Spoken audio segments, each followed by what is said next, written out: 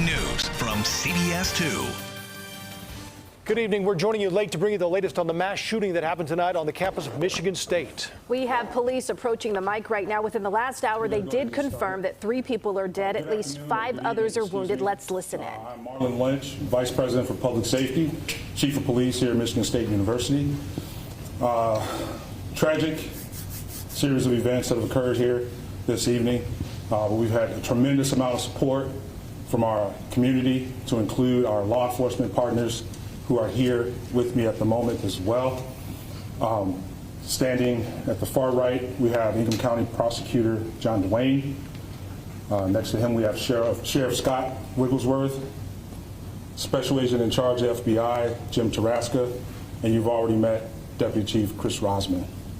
Wanted to thank you for coming to share us as we update our community in regards to tonight's events.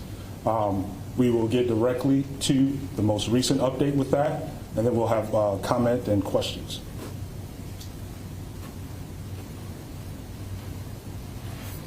Thank you, Chief. Again, Chris Rosman, Deputy Chief with Michigan State University Police and Public Safety.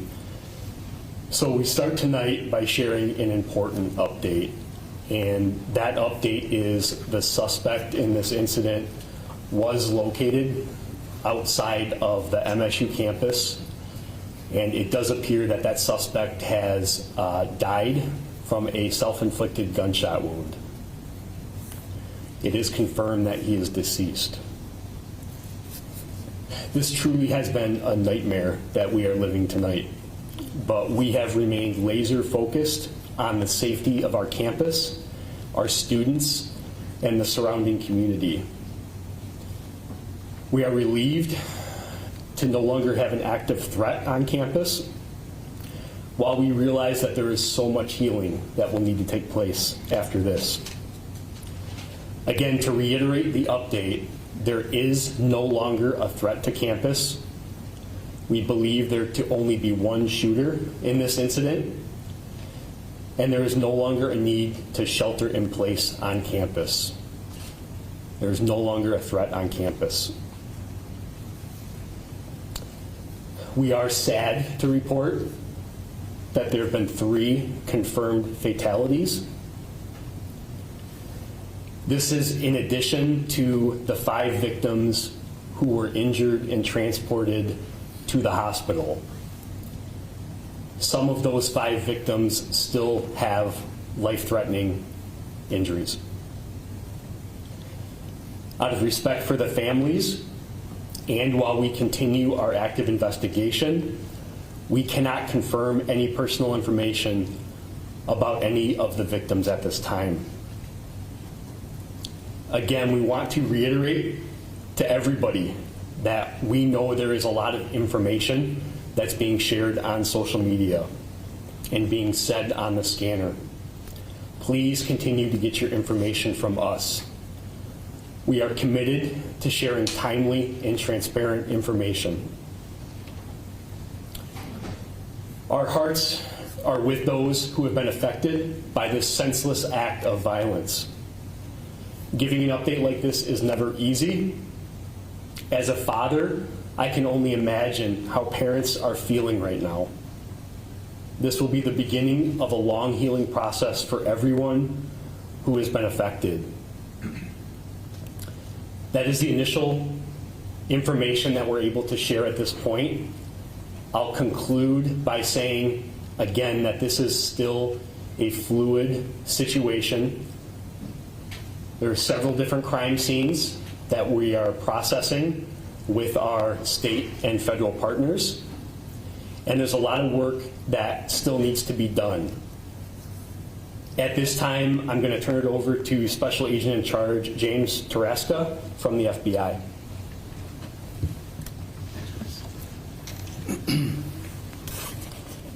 Good evening.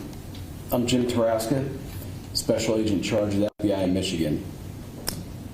Our hearts go out to the victims, their families, and the entire community. I'd like to thank Chief Lynch for your leadership tonight and your partnership. This evening, FBI agents and our response teams join our law enforcement partners to assist in investigating this horrific incident. We will continue to investigate till we are sure no further threat is posed to the public, which at this point, we're pretty clear it's not. Additionally, we will provide victim services to all students impacted by this incident. We're asking the public, in addition to the other numbers provided to call in for information, we have the 1-800-CALL-FBI number. Please feel free to use that to call in any tips. This is an ongoing investigation. We'll continue investigating throughout the night and likely days. So with that, Chief, thank you.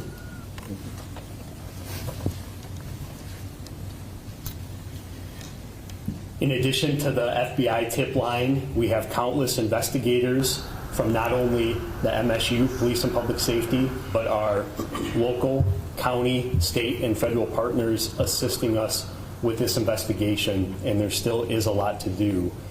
I'm going to provide another 800 number and email address for anybody that may have any information that will help our investigators as we put the pieces together for this incident. That phone number, and we'll also share it on our social media, is 844-99-MSUPD. Again, 844-99-MSUPD.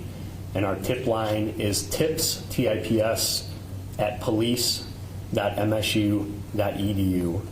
Our investigators will continue to work tonight and around the clock to process the crime scenes and start to put the pieces together to try to understand what happened here tonight. At this time, we will open it up for a couple questions. I just want to say, please understand that we are sharing information as quick as we can. There's a lot that we don't know at this point. This is still dynamic, it's still fluid, and we will do our best to answer your questions. I'll start right here in the front. Is the suspect a faculty member, a student? What can you tell us about him? So we are unsure of any affiliation that the suspect had to the university. Our investigators and officers are still working to determine his identity.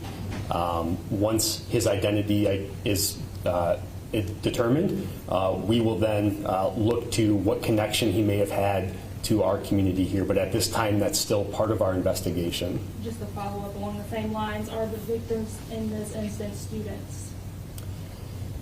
So we continue to work to identify the victims in this case out of respect for their families. As we work through the process, we are not going to identify or confirm if any of the victims at this point are MSU students. That is something that we are quickly working to determine, and that will be a priority for us. In the back. Can you describe if they're men or women for the victims? I actually don't have that information. All we can confirm at this point is 3 fatalities at the scene on campus and 5 victims that were transported. That is all the information that we have. However, we will work to determine the specific identity of those victims and their affiliation to campus, if any. Over here. Were the shootings limited to the Union and Berkey? And then also, there were reports that the suspect was found with a backpack with magazines and another gun. Are you able to say if that's the case? So the first question was the location of the shootings. We can confirm that the first shooting occurred at Berkey Hall, and the second subsequent shooting occurred at the MSU Union, which is adjacent to Berkey Hall. Victims were located at both of those locations. There were no other scenes, or a shooting did not take place at any other location. There were erroneous reports that there were additional shooting scenes, and that is not true. The question about what the suspect had in his possession when he was contacted, I cannot confirm that right now. We did release some pictures of the suspect. I cannot confirm if he was possessing a bag at that time. Go over here. Do we know what type of gun was used? We do not at this point. We do not have that information. That will be part of this investigation in terms of what type of weapon was used. We do not have that information at this time. Our investigators are working. That's part of the investigation that we're putting the pieces together right now. Go over here. Do you have any information about what the motive was for this? We have absolutely no information right now on what the motive is, and I can't even begin to imagine what that motive would be. That will obviously be part of our investigation. I know that that is going to be a question that lingers on everybody's mind. We will do our best to determine that, but at this time we have no idea. How many law enforcement officers, agents assisted you in this entire incident?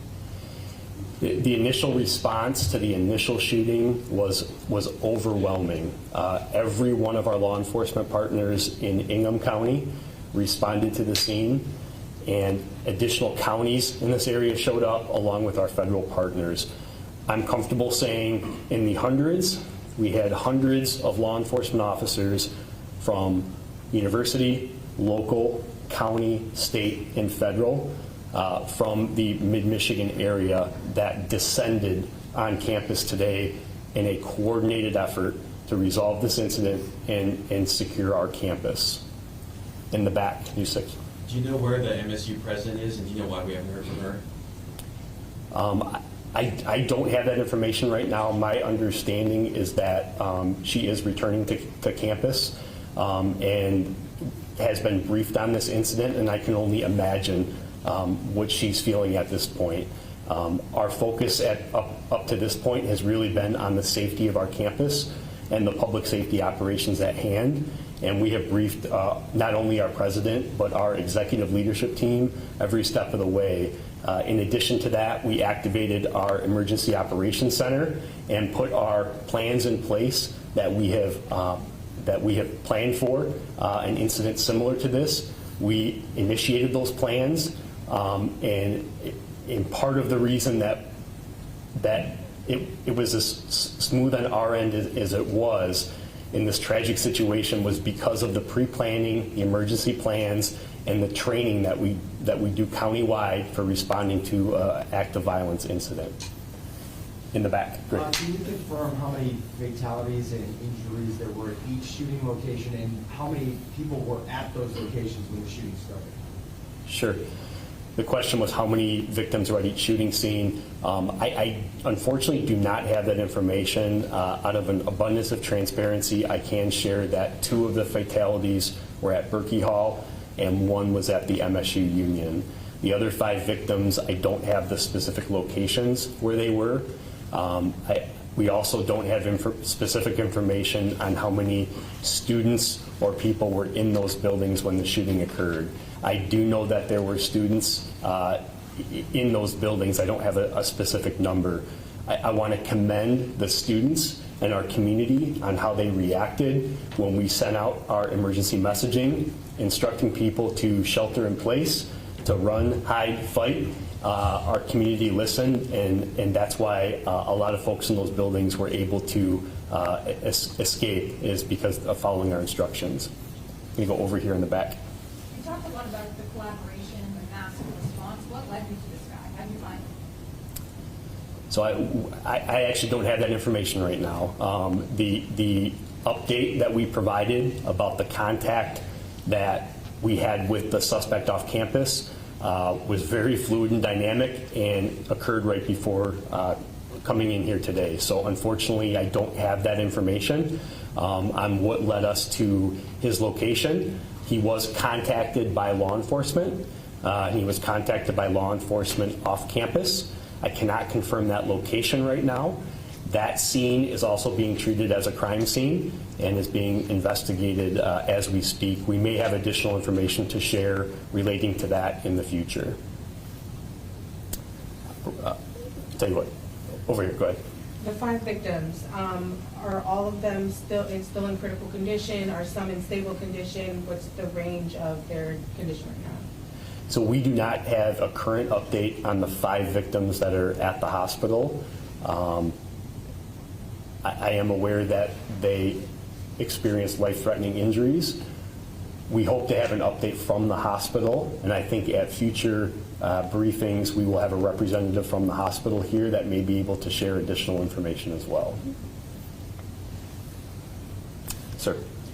Yeah, thank you. The shooting victims in Berkey, were they all in one location, such as a particular classroom? So I don't have that information right now. That will be part of our investigation in terms of where the victims were located within the building. We don't have that information available to us right now.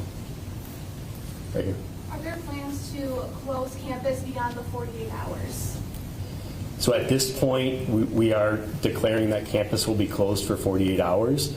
That is the current status right now. That is subject to change as we evaluate our response to this incident, keeping the victims and the students of our community who have been impacted by this tragedy at the forefront. If we need to extend that we will, and the appropriate conversations are occurring to make those determinations right now. Sir? Can you confirm that the suspect in the photos is the same person that was found dead? I can confirm that the photograph that we pushed out immediately as part of our transparent information sharing is the same suspect that was found deceased, yes. Sir? Just so I'm clear, can parents come to the campus now to pick up their students, and can students leave the campus?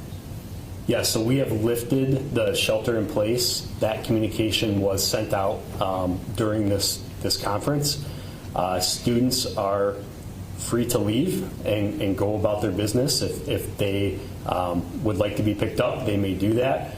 We encourage any student that experienced any part of this incident that may be a witness to contact us.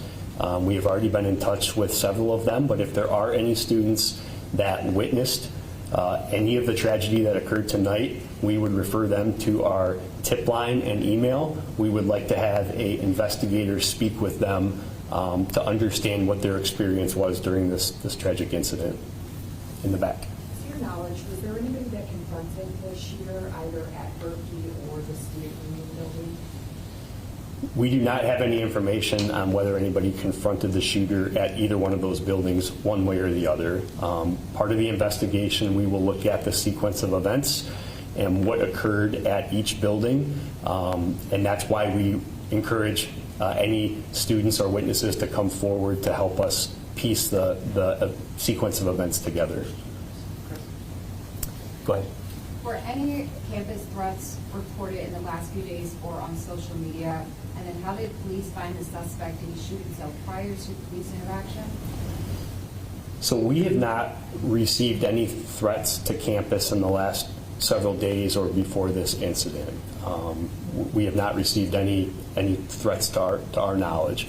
Obviously, our state and federal partners are constantly monitoring different sources to provide information to us. And to my knowledge right now, we were not aware of a threat before this. What was the second part of your question? How did you all stop the suspect? Did he shoot himself before he made contact with you guys? So I don't have the particular details on the encounter that happened when law enforcement confronted the suspect off campus. That will be part of our investigation as well, but I don't have the specific details of how that incident transpired. What was the first time that the call came in?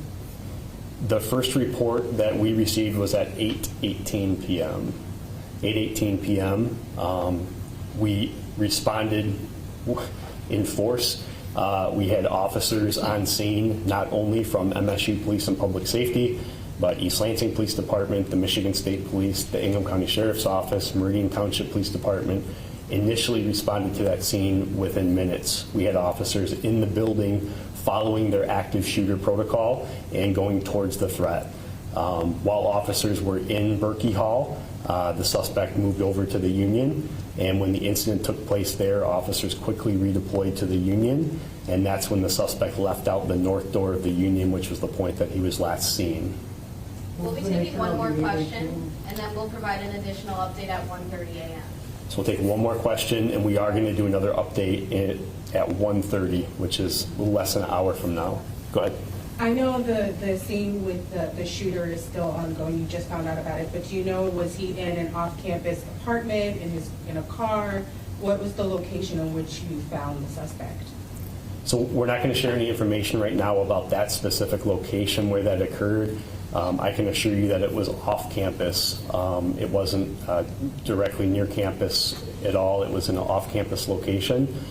Because that scene is still active as well, we're not going to disclose that particular location right now. So again, we really do appreciate everyone. Go ahead. Yeah. I'm going to turn it back over to the Vice President, Chief. I just wanted to end it with this particular comment. We can't describe and appreciate the response that we have from our partners in our community. The number of police officers, emergency medical service, fire departments that showed up literally within minutes to support this effort is completely overwhelming with that. If you were on campus at the time, you saw it with that. They're still there, still clearing buildings. It's a very methodical process. We had the numbers to do it. And it's only because of the relationships that we have here locally and the ability to train and partner constantly. And the communication is always there. It's a situation that when one department receives the call, everybody does with that. We're extremely grateful for our relationships. It would not have been as thorough and as expedient and as efficient that it has been to this point without those partnerships.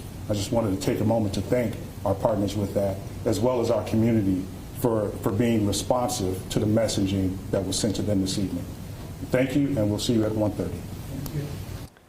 Comments there from Chief Marlon Lynch of the Michigan State University Police, and also before that, several new updates and some new information and confirmed information from Deputy Chief Chris Rosman.